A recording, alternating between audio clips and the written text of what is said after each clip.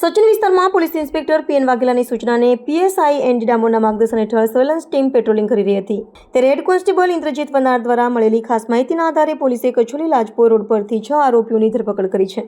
આરોપીઓ પાસેથી bullet train પ્રોજેક્ટના ટ્રેક લિંકમાં વપરાતી સામગ્રીની ચોરી કરેલી વસ્તુઓ જપ્ત કરવામાં આવી છે। જપ્ત કરેલી સામગ્રીમાં લોખંડની પ્લેટ, બોલ્ટ, નટ, એમએસ લોખંડના સળિયા અને કોપર કોટિંગવાળા સળિયા કુલ 1143 નંગનો સમાવેશ થાય છે, જેનું અંદાજિત મૂલ્ય રૂપિયા 1,15,480 છે।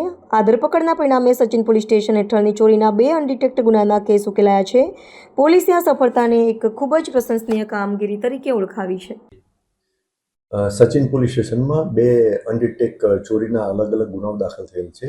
આ 2 અનડિટેક ગુનાઓ પૈકી એક ગુનો વક્તાણા ગામે જે બુલેટ ટ્રેનનો પ્રોજેક્ટ ચાલે છે, આ પ્રોજેક્ટમાં જે ટ્રેક જે લિંક કરવા માટે એક પ્લેટો વપરાય છે, એ પ્લેટ એના સિવાય બોલ્ટ, પછી જે ઉપર કવર કરવા માટેના જે વાઇસર અને જાપાનીઝ કંપનીની સ્પ્રિંગ, એમ ટોટલ 3,52,121 રૂપિયાનો મુદ્દામાલની ચોરી થયેલી હતી, જે સંબંધે અનડિટેક ગુનો રજીસ્ટર કરવામાં આવેલો હતો।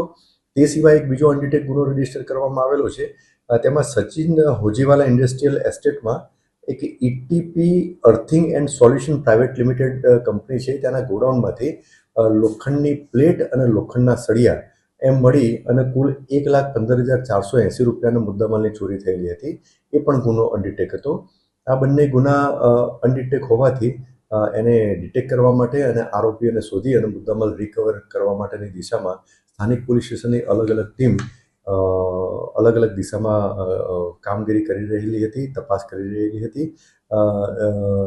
દરમિયાન સચિન પોલીસ સ્ટેશનમાં ફરજ બજાવતા ડિસ્ટાફના એક કર્મચારીને એક સ્પેસિફિક બાતમી મળેલી હતી કે સામરોદ ગામના 4 આરોપીઓએ આ ગુનો કરેલો છે। તો જે અનુસંધાને આ બાતમી મળેલી હતી, એ 4 આરોપીઓને પોલીસ સ્ટેશન લાવી અને એમની પ્રાથમિક પૂછપરછ કરવામાં આવેલી, તો એમને ગુનાની કબૂલાત કરેલી હતી।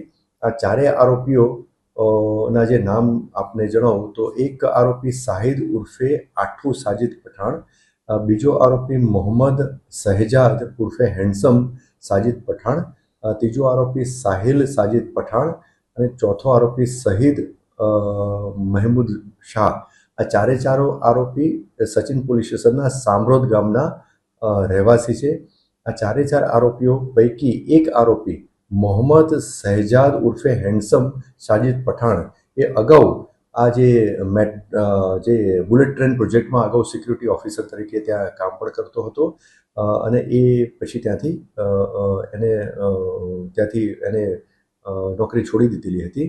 તો આ એક ટૂંકમાં જાણકાર હતો અને આ 4 આરોપીઓની પૂછપરછમાં આ જે મુદ્દામાલ જે ચોરી કરેલો છે, એ એમણે એક લાજપોર ગામમાં રહેતા મોહમ્મદ હનીફ નિઝામુદ્દીન સૈયદ કરીને જે છે એને વેચેલો હતો।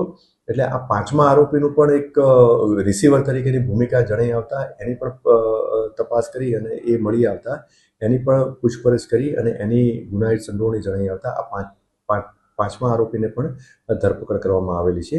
આમ આ 5 આરોપીઓની ગુનાના કામે ધરપકડ કરવામાં આવેલી છે અને જે ચોરીમાં ગયેલ મુદ્દામાલ પૈકી 1,15,480 રૂપિયાનો મુદ્દામાલ રિકવર કરવામાં આવેલો છે અને અન્ય મુદ્દામાલ રિકવર કરવાની દિશામાં પણ તપાસ હાલમાં ચાલુ છે। આ 5 આરોપીઓની આજ દિન સુધીની તપાસ દરમિયાન કોઈ ગુનાહિત ઇતિહાસ જણાઈ આવેલો નથી, તેમ છતાં એ દિશામાં પણ હાલમાં તપાસ ચાલુ છે।